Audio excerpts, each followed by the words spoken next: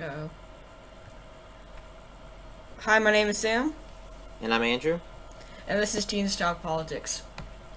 In today's episode, we're going to be covering the filibuster and its kind of history and how it plays into American politics today.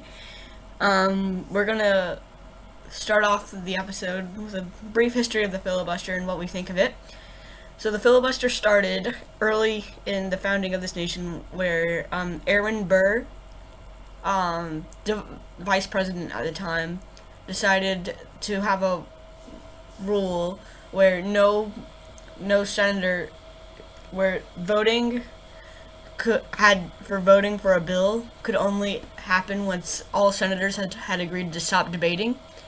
And so and in this rule it states that two thirds of the senators can rod 2/3 of the senators have to agree to stop debating, and this can lead to some extreme delays and unfortunately a lot of blocking that can be happening based on this rule. I'm not sure this is what founding father Aaron Burr intended, but um, this rule allows people to continue debating, which sometimes, ironically, isn't really debating. There's been some quite funny instances of people talking about recipes and stuff, but that's besides the point. This debating can go on forever until someone reaches a 2/3 majority, which, as we know, you only need a simple majority, um,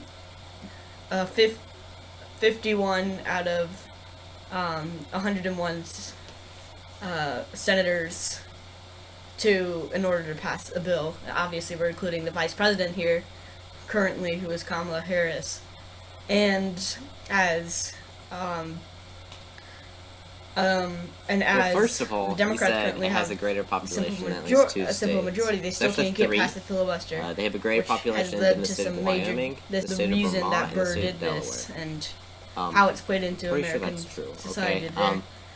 And the whole reason for DC, first of all, just to cover what Sam said, the whole point of it becoming its own territory is so that not certain states would have more power in the federal government than others. The capital used to be New York City. Then it was Philadelphia, and now, of course, it's the District of Columbia. And this gave the states like Virginia, Maryland, down the East Coast, they felt like they had similar power to each other. Of course, it's not necessarily true, because, of course, in New York, more people live there, they're going to have more representatives than a state like Delaware. But the whole point of DC becoming a state is to divert the power of certain states, and that's why you have the Electoral College. So smaller states have a say, and so do larger states. So larger states like cities like New York, Philadelphia, Richmond, they don't counteract all the smaller states. But the fact that DC's population has grown just so tremendously in the past 200 years, to the fact that it has a larger population than three whole states, it's kind of amazing how they don't have representation in the federal government. I feel like no matter where you live, and if you live in the United States, you should get federal representation. Whether you live in Guam, whether you live in the Virgin Islands, Puerto Rico, DC.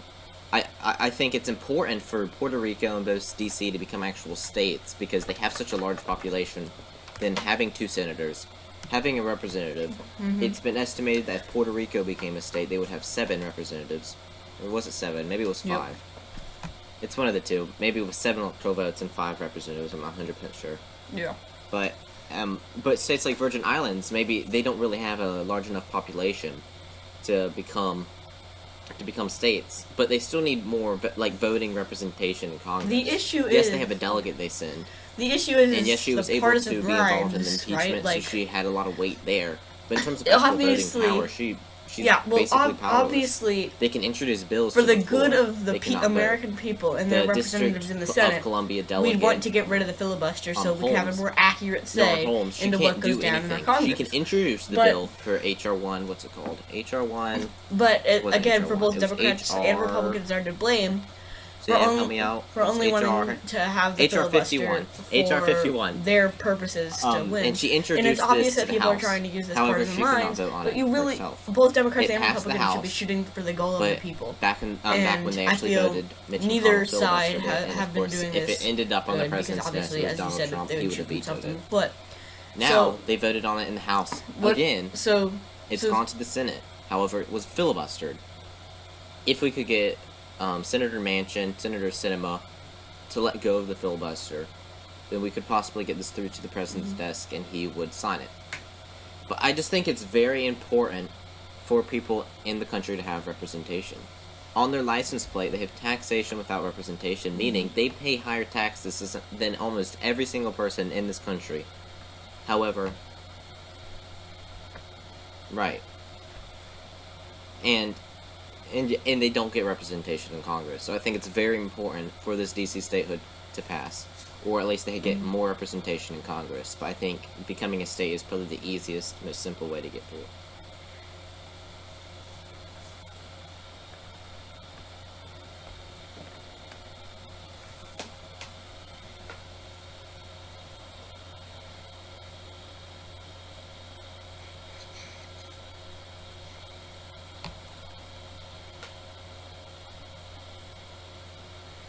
North Dakota? What's the population? Delaware.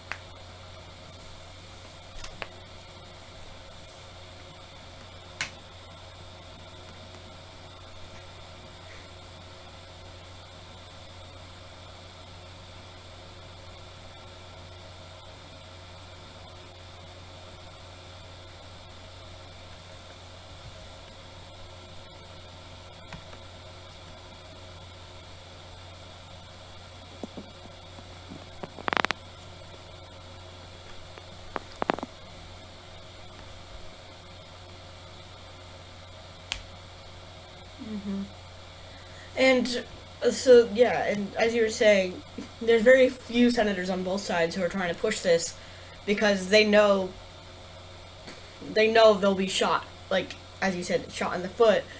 And so that's why it's so difficult to get a bill across. And obviously, either party who has control of the majority is going to certainly want to push for it more than the party who doesn't, to get that couple of years of advantage on them. And so it's just all up to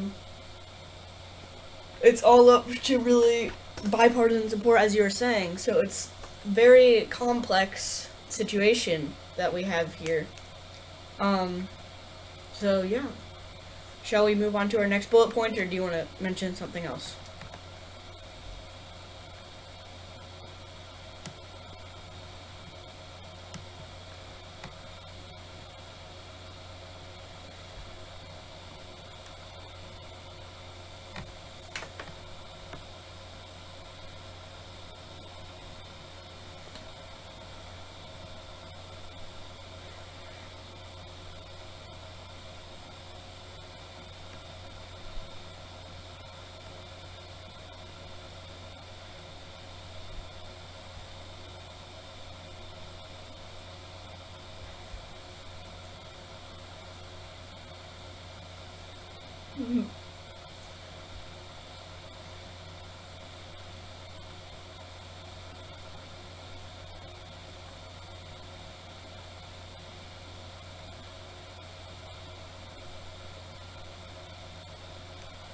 Right.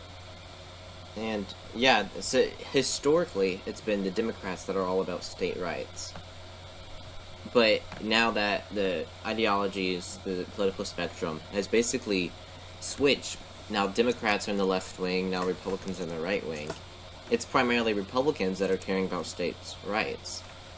Because Washington is its individual community, it's not part of any state, it's very hard for them to govern individually because they are not a state.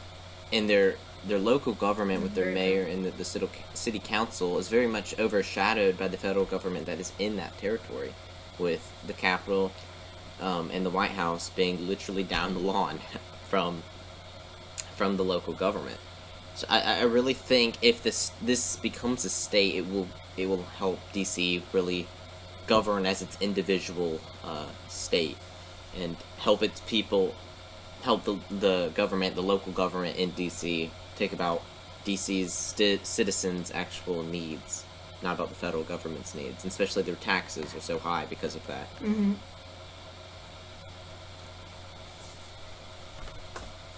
Yeah.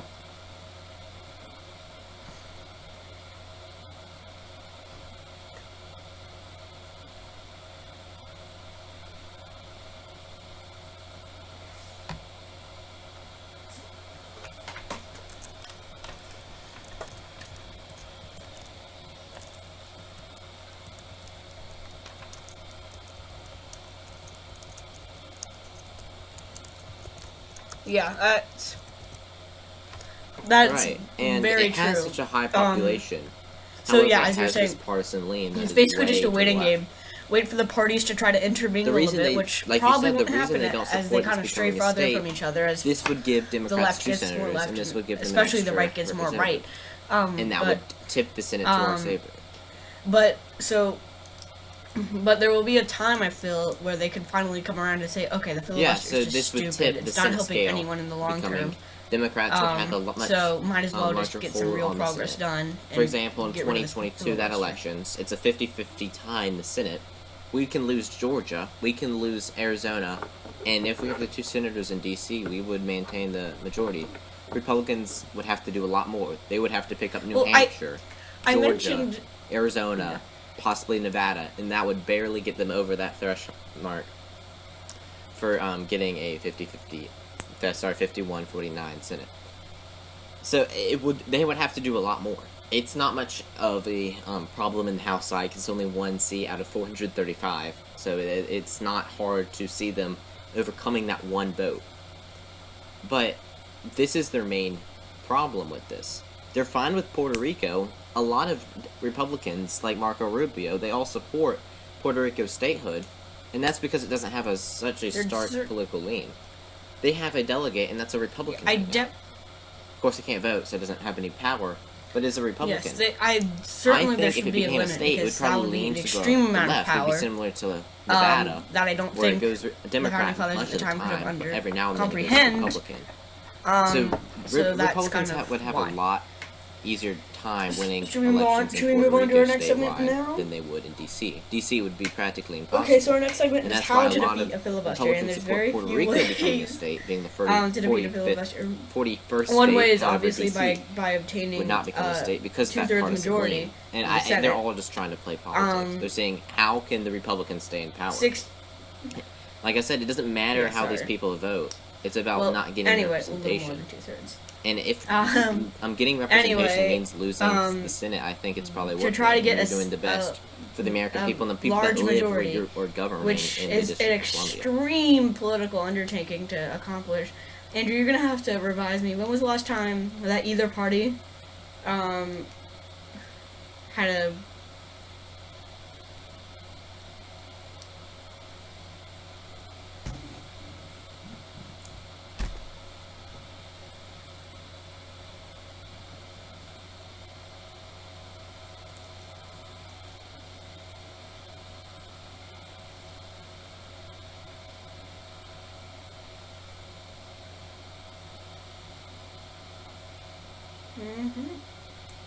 And the other way to defeat a filibuster has been previously mentioned, by creating a bill that again requires a 61% majority. I don't think we can deny.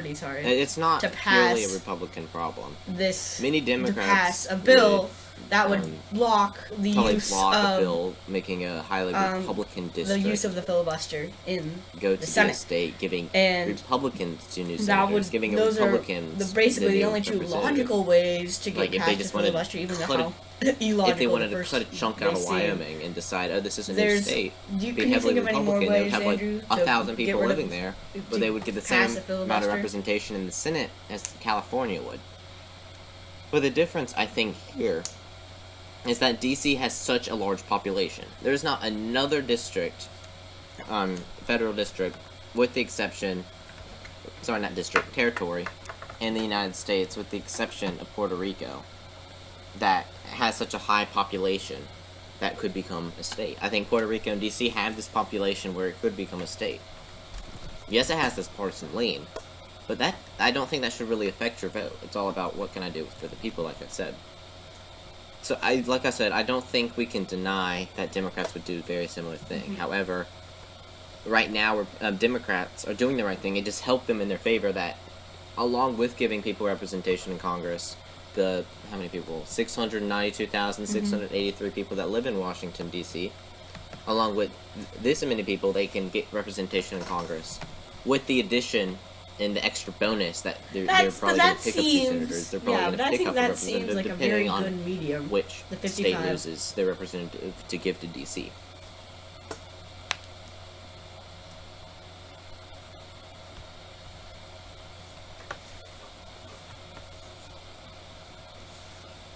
Well, I will say that Congress has become much more divisive, and the DC partisan lean probably won't change in the foreseeable future.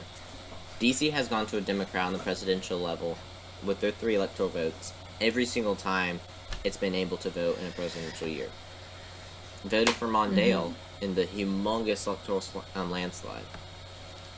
I don't know if McGovern won it. I don't know if DC could vote back then. I'm not 100% sure, but I think it went for Johnson, so it must have been. But McGovern against Nixon, it's probably, the political so landslide it's there. I think personally DC it's a by good astounding medium. margin. And because of how divisive, you need a better majority than just 50%. But it's also not too overpowered that you need. DC is not going to change. It doesn't accurately represent the views But the of population is going to continue to grow. More and more people are going to need that's still to be decided by our legislators. We don't really have too much influence. Wyoming, that are lower population, that have a lower population, their population is probably going to grow at a much slower rate than DC is. And there will become more and more people that need this representation in Congress. I think the more early we could do this, is the better.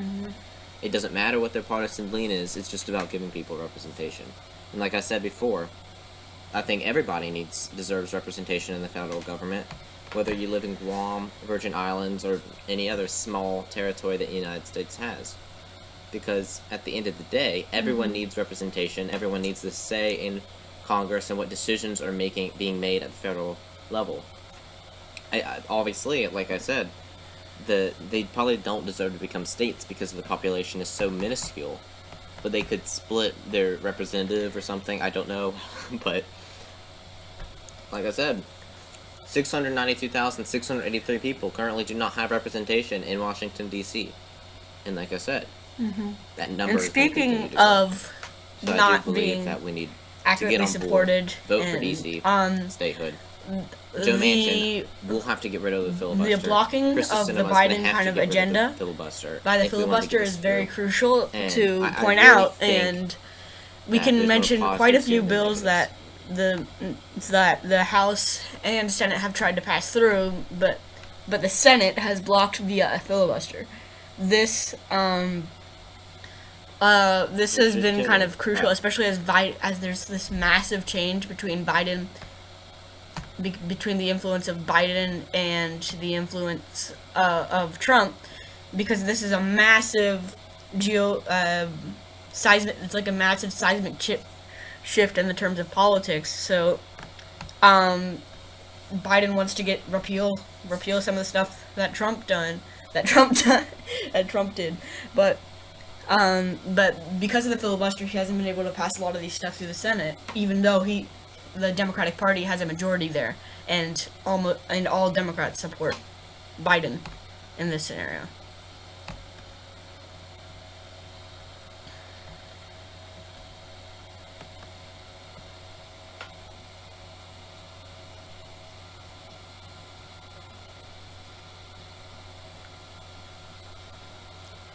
Mm-hmm.